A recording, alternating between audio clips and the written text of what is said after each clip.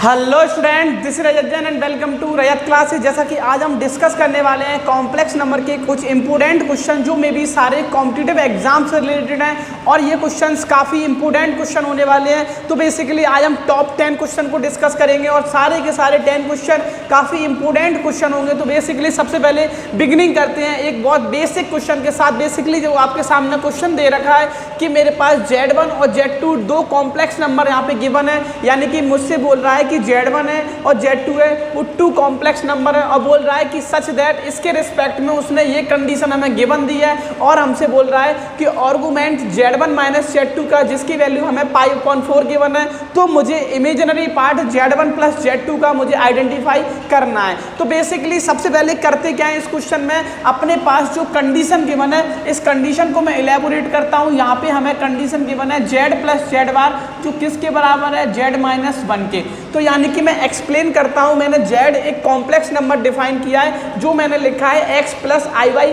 तो मैंने Z की जगह एक कॉम्प्लेक्स नंबर लिया x प्लस आई वाई। अगर Z की वैल्यू x प्लस आई वाई है तो Z का कॉन्जुगेट हमें मिल जाएगा Z माइनस का एक्स वाई। जैसा कि हम लास्ट वीडियो में मैंने आपको प्रॉपर्टीज ऑफ कॉन्जुगेट डिस्कशन की थी, तो उसी के रिस्पेक्ट में मैंने ये वैल्यू लिखी है। और 2 और Z की वैल्यू मेरे पास है x प्लस आई वाई और माइनस का 1। तो एक बेसिक सा क्वेश्चन मैंने क्या किया, इसमें केवल वैल्यू को पुट डाउन किया। अच्छा, इससे ये फंक्शन कैंसिल हुआ और x और x को ऐड किया तो 2x मिला, इधर 2 लिखा हुआ है। इस फंक्शन को मैंने एनालाइज किया, इस फंक्शन को जैसा कि मैंने ये इस तरीके से नोट डाउन किया कि x माइनस 1 यानी कि रियल पार्ट एक तरफ और इमेजिनरी पार्ट एक तरफ। ठीक है, इतना करने के बाद मैंने 2 से 2 को कैंसिल किया और मुझे x एज इट इज मिला।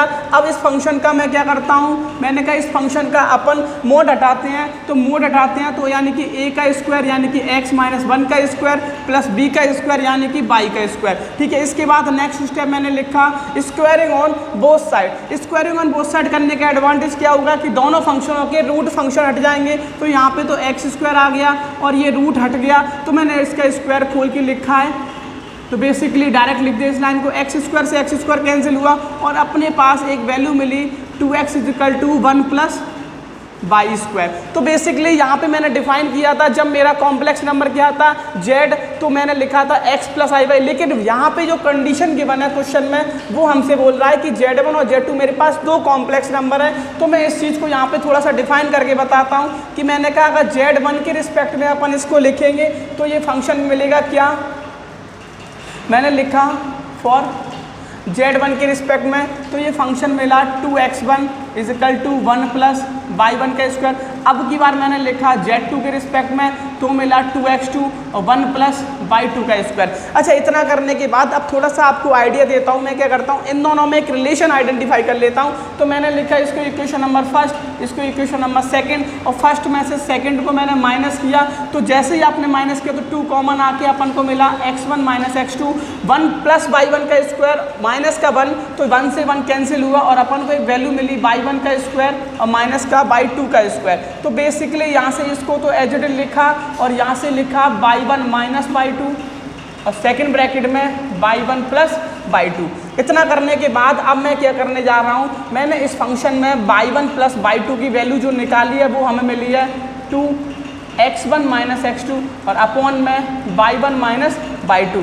तो ये मैंने एक वैल्यू ले ली y1 प्लस y2 की, इसको मैंने इक्वेशन नंबर 3 बोल दिया। ठीक है, अब ये इस कंडीशन को सॉल्व करके इतना मैंने वेरिएंस कर लिया है। अब हमारे पास दूसरी जो कंडीशन गिवन है वो हमसे कह रहा है आर्गुमेंट, यानी कि आर्गुमेंट लिखा है Z1 माइनस Z2। अच्छा, ये वैल्यू कितनी है π/4। अच्छा, आर्गुमेंट को अभी आर्गुमेंट ही लिखा रहने दिया। Z1 की वैल्यू मेरे पास क्या है x1 प्लस i/1 और Z2 की वैल्यू क्या है x2 प्लस i/2। लेकिन यहाँ पे था माइनस, तो माइनस के रिस्पेक्ट में मैंने लिखा x2 माइनस i/2 और इजिकल टू में मेरे पास फंक्शन क्या लिखा था π/4। अच्छा, आर्गुमेंट का बेसिक मतलब अभी हम आपको बताते हैं। यहाँ से पहले आर्गुमेंट लिखा और यहाँ से मैंने लिखा x1 और माइनस का x2, यानी कि रियल पार्ट को एक साथ लिखा और इमेजिनरी पार्ट को मैंने एक साथ लिखा और ये लिखा π/4। तो आर्गुमेंट का मतलब होता है, यहाँ से मैं इसको ऐसे आइडेंटिफाई करता हूँ tan इनवर्स b/a।